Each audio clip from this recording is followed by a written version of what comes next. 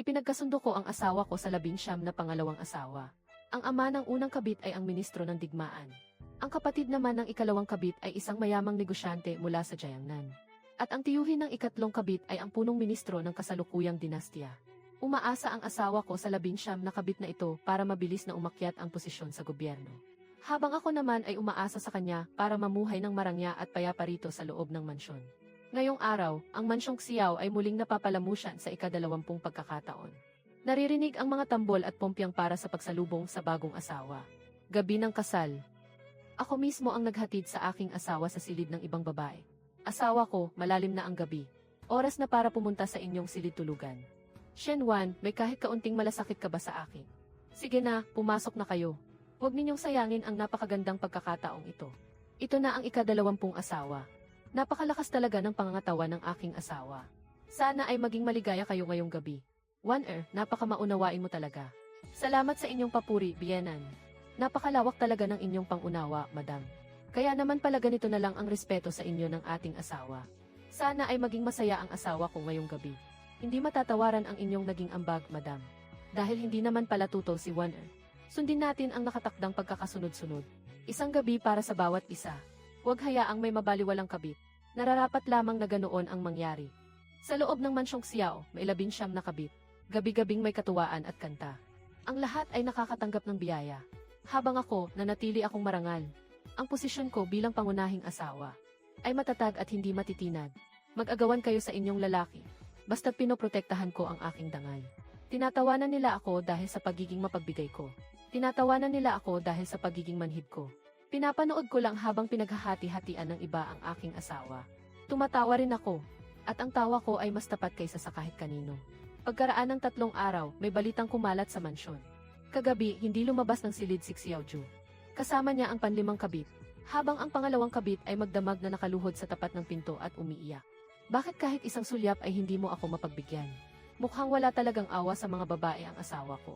Madam, hindi ba talaga kayo nasasaktan? Bakit ako malulungkot kung gabi-gabi siyang nakatutok sa isang babae? Doon lamang ako dapat kabahan. Dapat lang na lahat sila ay mabiyayaan. Dahil doon magiging pinakapanatag ang aking posisyon. Madam, ngayong gabi ay oras na ng panlimang kabit. Ngunit masama ang kanyang pakiramdam. Nais niyang magpalit ng kasama. CJ, sino ang papalit? Sinabi ng pangalawang kabit na handa siyang humalili. Napakabilis talagang kumilos ng pangalawang kabit. Dahil gusto niyang magbida. Titingnan ko kung anong gulo ang kaya niyang gawin. Magdamag siyang nakaluhod kagabi. Ngayong gabi ay nais niyang bumawi sa kanyang kahihiyan. Sigurado siyang hindi ko siya matatanggihan. Tutal, lagi naman akong mapagbigay. Basta't pumayag lang ang madam. Sa akin na ang asawa ko ngayong gabi. Sige lang, palitan na iyan. Hindi man lang ba magtatanong ang madam? Sabihin mo sa kanya na pagsilbihan siyang mabuti. Ang asawa ay parang isang alipin lamang. Gagawin ko po agad. Wala ba talaga itong halaga sa iyo? Asawa ko. Karaniwan lang ang pag-aagawan ng mga kabit para sa iyong atensyon. Bakit kailangan mo pang magpahirap? Nandito na kayo, asawa ko. Sige na, pumasok na kayo. Nakuha ng pangalawang kabit ang pabor ng ating Panginoon kagabi. Binigyan pa nga siya ng asawa ko ng isang set ng mga mamahaling hikaw. Madam, hindi ba talaga kayo nagagalit? Bakit naman magagalit ang madam sa kanya? Siya mismo ang naghatid sa asawa niya sa silid nito. Diyos ko, ang panganay na anak ng pamilya Shen ay tunay na manhid. Ngayon, kalat na ang usap-usapan sa mansyong ito. Lalong nagiging paborito si Xiaoju. At lalong natutuwa ang biyenan ko. Buong daliang ay pinag-uusapan na si Shen Wan ay may pusong bato. Hindi nakikipag-agawan, hindi lumalaban. Isang asawang ipinanganak na perpekto. Sayang nga lang at lahat sila ay nagkakamali. Nagkakandara pa silang magkaanak para sa kanya. Pero hindi nila alam, sa likod ng bahay na ito, kung sino ang mabubuhay at mamamatay. Hindi si Xiaoju ang magpapasya. Ang aking batas ang tanging batas. Tunay ngang marunong makisama si Iba talaga ang pinalaki ng pamilya Shen. Ito ay dahil sa mabuting paggabay niyo, Biyenan. Ngunit hindi naniniwala ang mga kabit. Iniisip nilang nagkukunwari lang ako. Kaya naman, nagsisimula na silang sumubok. Ate, talagang ganun ba kayo kalawak ang pangunawa? Hindi ako naniniwala. Bless you. Baka naman pakitang tao lang ang dignidad na iyan. Gusto niyo ang posisyon ko. Tingnan natin kung may kakayahan nga kayo. Yevi, dahil napakabait naman pala ni ate. Kaming magkakapatid ay hindi na mahihiya. Madam, kulang sa asin ang pagkain niyo. Ang mga tao sa kusina ay talagang nagpapabaya na. Mabuti na rin kaunti lang. Masama sa katawan ang sobrang maalat. Yaya, sabihin mo sa kusina. Hindi na kailangang mag-alala pa sa susunod. Madam, halatang sinasadya nila ito. Bakit niyo hinahayaan ang ganitong pambabastos? Pagkakamali lang ito ng kusina. Sila ay mga matatagal ng tauhan ng ina. Paano nila ako magagawang bastusin? Paumanhin po, nagkamali lang ang inyong lingkod. Hindi ko napansing tuyo na ito bago idinulog sa inyo. Patawarin niyo po ako, madam. Lumalabis na sila. Akala siguro nila ay isa lang akong laro-laruan. Ay, bakit nabasa ang damit na ito? Haha, napakabait naman ng madam. Siguradong hindi niya papatulan ang mga katulong. Maliit na bagay lang ito. Bakit kailangang magalit? Napakaganda talaga ng ugali ng madam. Kaya niyang palampasin kahit ito. Kung hindi lang maganda ang ugali ko, baka ang ilang tao rito ay wala na sa mundong ito ngayon. Yayawang, putulin ang mga kamay ng tagapangasiwang iyan. Ipakain ang mga iyon sa mga aso sa likod. Madam, maawa po kayo. Pagkakamali ko po ito. Hindi ko na po ulitin kailanman. Kung may ulit pa sa ganitong pagkakamali, hindi lang kamay ang mawawala sa inyo. Yayawang, bakit hindi ka pa kumikilos? Masusunod po, madam. Madam, hindi ba? Hindi ba't masyado itong malupit? Kung hindi ako magiging malupit, paano ko mapapatino ang mga tulad niyong walang modo? Sige, magpatuloy lang kayo sa pagsubok sa akin. Tingnan natin kung talagang wala akong pakialam. Naitatag na ang mga alituntunin. Ang susunod ay si Xiaoju na. Xiaoju, dapat ay pabalik ka na rito, di ba? Shen Wan, narinig kong pinarusahan mo ang mga tao sa kusina. At napakalupit daw ng iyong paraan. Narito na pala ang aking asawa. Maayos ba ang takbo ng mga gawain sa korte? Tungkol naman sa mga katulong na iyon.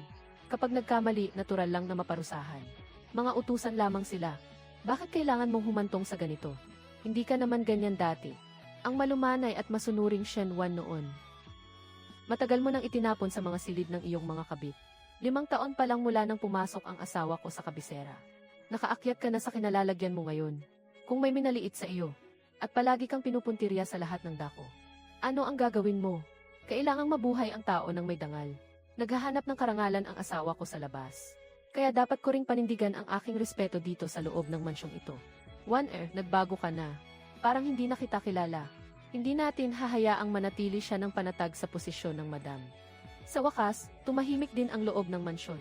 Pero hanggang kailan magtatagal ang katahimikan ito? Hindi ako naniniwala. Kapag nakapasok na si Xiaoju sa palasyo, titingnan natin kung makakapagmalaki pa siya ng ganyan. Hindi sila matanggap ang pagkatalo. Nagsisimula na silang magsabwatan ng palihim. Sinusubukang palayasin ako ng tuluyan sa mansyong ito. Madam, kalahating buwan nang nakakulong si Lord Xiao sa palasyo. Mukhang magkakabagyo na naman dito sa loob ng mansyon. Hayaan mo silang mag-ingay. Mas magulo, mas masaya. Malamig ang pakikitungo ng madam. Hindi man lang pinagsisilbihan ang kanyang asawa. At wala pang naibibigay na supling. Pataas ng pataas ang katungkulan ng ating Panginoon. Paano siya mawawala ng tagapagmana mula sa legal na asawa? Nakikiusap po kami sa biyenan na magbigay ng katarungan. Magtalaga na tayo ng bagong asawa. Panahon na rin para pabagsakin ang kayabangan ni Shen Wan. Ano ang masasabi mo sa pagtatalaga ng bagong asawa? Ina, sa pagtatalaga ng asawa, kailangan ang pahintulot ng aking asawa. Bakit? Parang ayaw mo yata. Nag-aalala lang ako na baka masayang lang ang pagod ninyo. Yes hindi ako naniniwalang tatanggi si Juer. Kung gayon, bakit hindi niyo subukan, ina? Pagbalik ni Juer, siguradong malalagot ang babaeng Shen na ito. Juer, mataas na ang iyong katungkulan, hindi ka pwedeng mawala ng tagapagmana. Ang pagpili ng bagong asawa. Pag-usapan na lang natin yan sa ibang pagkakataon. Paano nangyari iyon, tinanggihan niya? Wala siyang pakialam sa usapin ng pagkuha ng bagong asawa. Asawa ko, malalim na ang gabi. Alam mo ba noon pa man nalalapit sila sa aking ina? Lalo ka talagang nagiging mahirap basahin. Simula nang kumuha ka ng unang kabit, nawalan ka na ng pagkakataong makilala ako ng lubos. Magpahinga na kayo ng maaga, asawa ko. Sa tingin mo ba ay hindi na sila muling kikilos matapos matalo ng minsan? Napaka-inosente mo naman. Babalik at babalik sila. Ngunit sa susunod, hindi na sila magkakaroon ng pagkakataong makabangon pa. Ang mansyong Xiao sa sandaling ito ay nababalot ng madilim na ulap. Biglang nagkasakit ang matandang madam. Mukhang magbabago na ang ihip ng hangin sa mansyong ito. Pati ang nakasanayang pagsuot ng formal na damit ay itinigil na. Ang mga kabit ay nagtitipon dito ng may masamang balak. Naghihintay sila ng pagkakataong makabawi. Eksakto ang dating ng pagkakasakit na ito. Napakalabis na ni Madam Shen. Pinilit niyang galitin si ina hanggang sa magkasakit ito. Hindi na natin hahayaang maghasik siya ng gulo sa mansyong ito. Kailangan pumanig kayo sa amin. Pabalikin si Xiaoju. Parating na ang problema ni Shen Wan. Para mapabagsak si Shen Wan sa kanyang posisyon. Isinantabi ng matandang madam ang kanyang sariling dangal. Mahal na hari, napakahirap po ng buhay ko. Ipaglaban niyo po ang katarungan para sa akin. Lenue. Ang manugang ko, dahil sa lakas ng kanyang pamilya, ay naging diktador sa loob ng mansyon. Hindi pinapayagang magkaanak ang mga kabit. Masyado siyang mapang-api sa mga nakatatanda. Pinipilit niya ako, nabiyanan niya, na mawalan na ng ganang kumain. Diyos ko, paano pa kami makakapamuhay nito? Ang mga kasinungalingan ay lalong lumalaki habang kumakalat sa mga bulong-bulungan. Ang reputasyon ni Shen Wan ay unti-unting nahuhulog sa bangin. Mas magulo, mas mabuti. Tingnan natin kung gugustuhin ka pa ni Xiaoju. Mahal na hari, tulungan niyo po ang abang lingkod na ito. Ang anak kong si Xiaoju ay abala sa mga gawain sa gobyerno. Paano niya pa mabibigyang pansin ang mga nangyayari sa loob ng bahay? Ang lingkod ninyo. Hindi ko na po talaga kaya ang paghihirap na ito. Kaya naparito ako para humingi ng katarungan sa mahal na hari. Ang gulo sa mansyong Xiao ay kalat na sa buong kabisera. Ngayong ang mismong biktima na ang nagrereklamo. Ang balita ay kumalat na parang apoy sa parang. Nabalitaan mo na ba? Ang panganay na anak ng pamilya Shen ay tunay na malupit na babae. Totoo yan, hindi ba? Pati ang biyanan niya ay ginaganito niya. Ang usaping ito ay wala nang makakapigil. Nakarating na sa bawat sulok ng palasyo. Kailangang magpakita na ni Xiaoju. Ina, bakit po kayo naparito? Juer, dapat mong intindihin. Ginagawa ko ito para sa kapakanan ng pamilya Xiao. Si Shen Wan, siya ay, ano bang ginawa mo sa aking ina para itulak siya sa ganitong sitwasyon? Ang Shen Wan na iyan ay mapang-abuso sa kanyang kapangyarihan. Pinagbabawalan niyang magbuntis ang mga kabit. Matagal ko na siyang pinagtiyatyagaan. Kung hindi ko pa ito sasabihin ngayon, habang buhay kang hindi magkakaroon ng tagapagmana mula sa legal na asawa. Ang bagay na ito, hindi na kailangang gambalain pa ang mahal na hari. Paano mangyayari iyon? Nakaluhod ako rito ngayon. Kung hindi makikialam ang hari, hindi ako tatayo rito. Gusto kong malaman ng buong lungsod kung anong klaseng basura si Shen Wan. Lumalaki na ang gulo. Natatakot akong baka gamitin ito ng mga kaaway ko sa politika. Nagpaparamdam ng suporta ang ikalimang prinsipe. Habang ang ikapitong prinsipe ay hindi pa malinaw ang panig. Hindi tayo pwedeng magkamali sa pagkakataong ito. Pag-usapan natin ito pagbalik sa mansyon. Shen Wan, humanda ka na sa katapusan mo. Ha ha ha.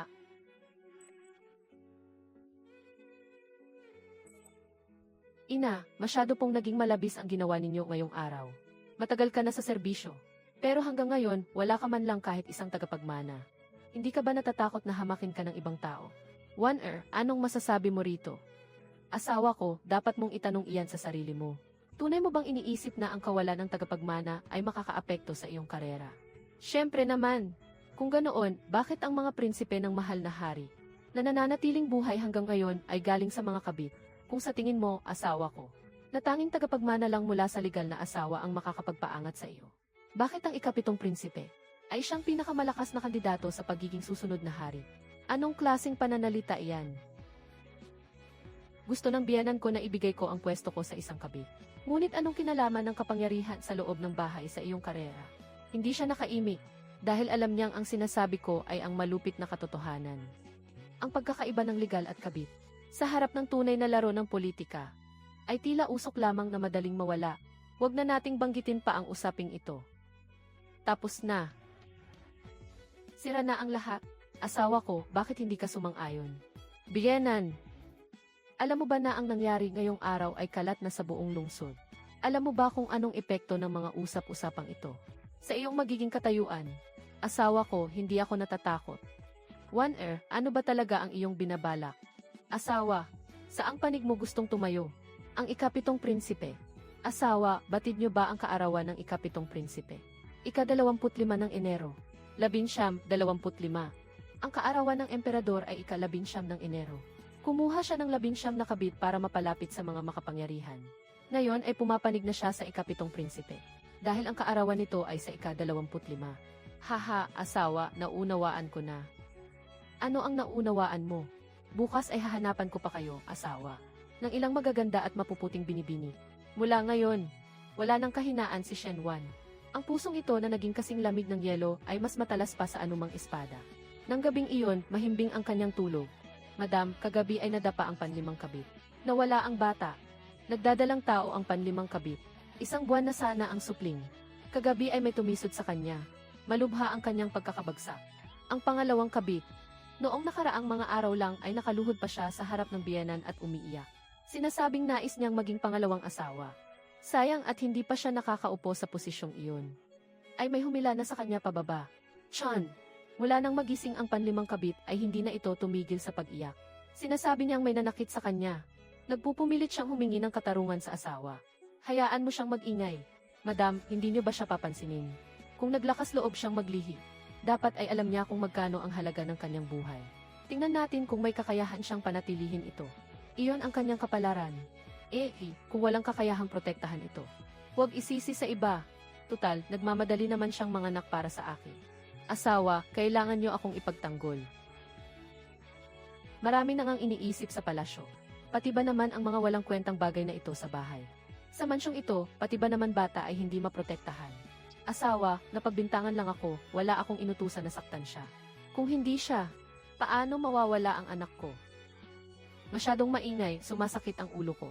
Napaka-ingrande naman ng tagpong ito, asawa. Bakit ka narito? Kung hindi ako darating, hindi ba't hindi ito magiging angkop? Ikaw ang punong asawa sa mansyong ito. Dapat mo itong ayusin. Nagdadalang tao ang panlimang kabit. Alam ba iyon ng asawa? Hindi ko alam, kahit ang pagbubuntis niya ay hindi ko batid. Kung gayon, paano niyo masisisi ang iba sa hindi pag-iingat sa kanyang anak? Dahil may naglakas loob na manghimasok. Dapat ay handa silang maputulan ng kamay.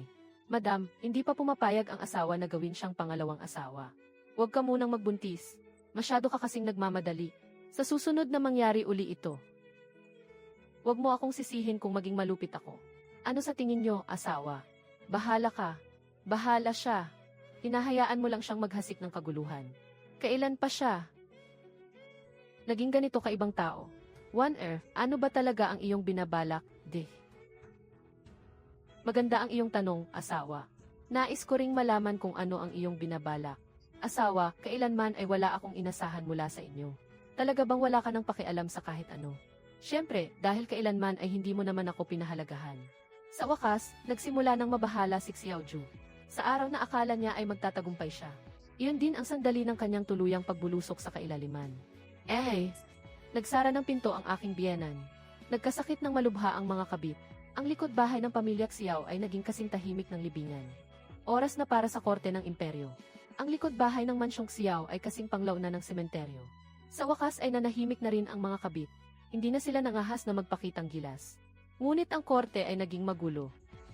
Ang labanan para sa trono ay tila isang nagangalit na agos sa ilalim ng payapang tubig. Sa wakas ay napagtanto ni Xiaoju na ang kanyang karera ay nasa pinakamapanganib na sandali. At ang aking ganti ay formal na ring magsisimula. Ginoong Xiao, kung tutulungan ninyo ako sa araw ng aking pag-upo sa trono, tiyak na hindi ko kayo pababayaan. Nag-alok ng magandang pagkakataon ang ikapitong prinsipe. Sa layuning tuluyan siyang makuha sa kanyang panig. Paano ninyo iyan masisiguro, mahal na prinsipe? Lesiu. Hawak ko ang kapangyarihan sa militar. May sakit ang amang hari. At ang ikalimang prinsipe ay naghihingalo na lamang. Matalino kayong tao, Ginoo.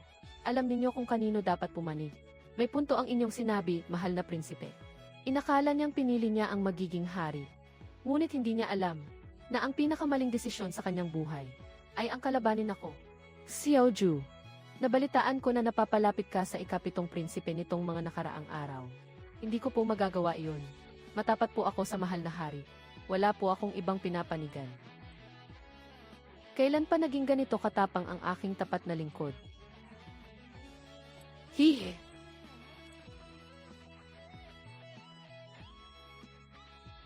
Gaano man kabilis kumalat ang balita sa kabisera, hindi posibleng malaman agad ito ng emperador ng ganoon kabilis. Shen Wan. Siya nga, ang mga isda sa lawang ito ay hindi kailanman makakatakas sa munting espasyong ito. Madam, naisagawa na po ang inyong ipinag-uutos. Nagsisimula na pong magduda ang mahal na hari kay Ginoong Xiao. Mabuti.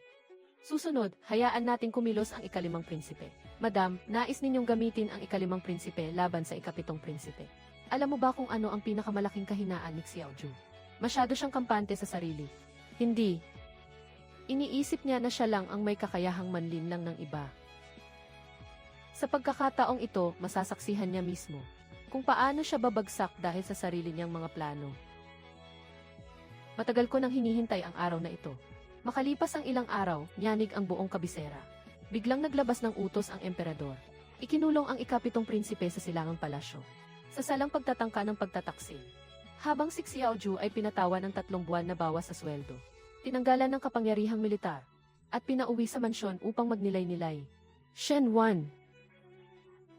Asawa ko, malalim na ang gabi. Ikaw iyon. Ikaw ang nagparating ng impormasyon sa emperador.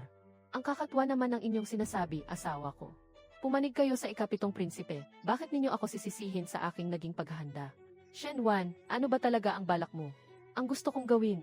Ngayon mo lang ba naintindihan, asawa ko? Gusto kitang dalhin. Sa lugar kung saan wala nang pag-asang makabalik pa. Ganoon na lang ba ang galit mo sa akin? Asawa ko, hindi ito galit. Utang mo ito sa akin. At panahon na para magbayad ka. Nang sumunod na araw, tuluyan ang gumuho ang pamilya Xiao. Biglang binatikos ng ikalimang prinsipe ang hukbo ni Xiao. Nakikipagsabuatan siya sa ikapitong prinsipe. Nagbabalak silang maghimagsik. Nagulantang ang buong palasyo. Agad na ipinatawag si Xiaoju sa loob ng palasyo. Haharap siya sa paglilitis. Binabatikos ng ikalimang prinsipe si Ginoong Xiao sa pakikipagsabuatan. Nagtatangkang mag-aklas ang ikapitong prinsipe. Ginoong Xiao, hindi pa ako namamatay. Naghahanap ka na ba agad ng bagong Panginoon? Paano mo ito ipapaliwanag? Hindi ko po pangangahasan, mahal na hari. Sa wakas, nagbalik ka rin. Ikaw ang may gawa nito, no? Ano ba ang sinabi mo sa ikalimang prinsipe? Asawa, nakapagtataka naman ang iyong mga sinasabi. Ang sinabi ko lang sa kanya, na pumanig ka sa ikapitong prinsipe. Dahil ang kaarawan niya ay tuwing ika-25 ng unang buwan. At ang kaarawan naman ng ikalimang prinsipe. Ika-5 ng unang buwan. Asawa, sa tingin mo, ano ang iisipin niya kapag narinig iyon? Asawa, maingat ka sa bawat hakbang mo. Ngunit hindi mo akalain. Na sa huli, ikaw mismo ang lalakad patungo sa bangin na inihanda ko para sa iyo. Noong gabing iyon, hindi dinalaw ng antok si Xiaoju. Sa wakas, dumating na ang oras para higpitan ang lambat. Nababaliw na si Xiaoju. Buong magdamag siyang nakaluhod sa tapat ng silid-aklatan ng hari. Ngunit walang sinumang humarap sa kanya. Mahal na hari, iligtas niyo po ako. Ako po ay pinagbibintangan lamang. Noong nagpapasok si Ginoong Xiao ng 19 na kabit sa mansyon. Bakit hindi niya naisip ang kanyang asawa? Ngayong lang siya magluluhod.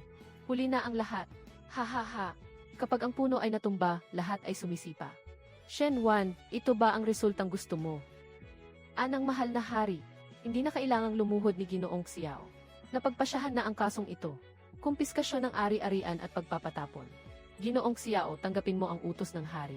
Samsamyaman at pagpapatapon. Ang karangalan ng kalahati ng aking buhay gumuho na. Mahal na hari, kawalang katarungan ito. Mahal na hari, ako ay walang sala. Ako ay sadyang pinahamak lamang.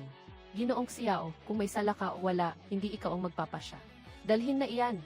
Shen Wan, nasaan ka? Ang makapangyarihang Ginoong Xiao. Sa huli ay nahulog din mula sa kanyang kinalalagyan. Bakit ipapatapon ang aking asawa? Nang dumating ang malaking sakuna, nagkagulo na ang pamilyang Xiao. Habang ang mga taong iyon ay humahagulgol. Ligtas na akong nakalayo sa gulo. Mag-ingat ka sa iyong paglalakbay. Ang dating marangyang buhay at masasarap na pagkain. Ngayon ay puro tanikala at hirap na lamang. Ang sarili niyang ambisyon ang naglibing sa kanya. Iyon ang tanging paraan ng kanyang pagbabayad sala. Ngunit iyon din ang bangungot na siya mismo ang nagbukas. Shen Wan, bumalik ka rito. Hindi mo ako pwedeng iwan. Shen Wan, bumalik ka. Yaya, isara mo na ang mga bintana. Hay! Pagkaraan ng kalahating taon sa daan ng pagpapatapon. Malubhang nagkasakit si Xiaoju. Nilagnat siya ng husto. At nawalan ng malay sa loob ng 3 araw. Napanaginipan niyang nagbalik siya sa nakaraan. Napanaginipan niya ang pinakamabuting bersyon ni Shen Wan. Asawa ko. Napanaginipan ko siyang personal na inaayos ang aking kasuotan. Inihahatid ako patungo sa palasyo. Pinagmamasdan ang aking matagumpay na pagtapak sa tungkulin. Asawa ko, malalim na ang gabi. Napanaginipan ko siyang nakatayo sa tabi ng ikapitong prinsipe. Nakasuot ng marangyang koronang phoenix at balabal. Napanaginipan ko siyang nasa loob ng karwahe, umaalis ng hindi lilingon kailanman. Bawat eksena sa panaginip ay mabilis na nagdaan. Naglaho na parang bula. Nagkaroon ka ba ng masamang panaginip? Nagkaroon ako ng isang napakahabang bangungot. Shen Wan. Tila nagsisisi na talaga ako. Ngunit huli na ang lahat. Ginoong Shen, nagsisi ka na ba? Pagsisisi, kailan ko pa kinailangang magsisi? Mahal na hari, maayos ang aking buhay. Ito ang buhay na minimiti ko. 3 taon na, hindi tumitigil ang pag-ulan ng niyebe rito sa hilagang hangganan. Ang hangin ay kasing talim ng mga patalim. Walang sinumang nais tumingin sa kanila kahit saglit. Nauwi pala ako sa ganitong kalagayan. Noong unang panahon, ako ang makapangyarihang opisyal ng Daliang. Hindi pa ako namamatay dahil hindi ako matanggap ang aking pagkatalo. Kahit na hindi na niya ako muling titingnan. Kahit na tuluyan na niya akong kinalimutan. Gusto ko siyang makita. Kahit isang sulyap lamang. Nabalitaan niyo na ba? Ang dakilang kasal ng Emperador King. Ang itinalagang reyna ay ang panganay na anak ng pamilya Shen noon. Ang pamilyang Shen ay nakamit ang walang kapantay na pabor. Tunay ngang napakapalad niya. Ha ha ha, ah ha ha ha ha. Reyna na siya. Naging reyna na siya. Ang makita siya ay isa na lamang pangarap na hindi maaabot.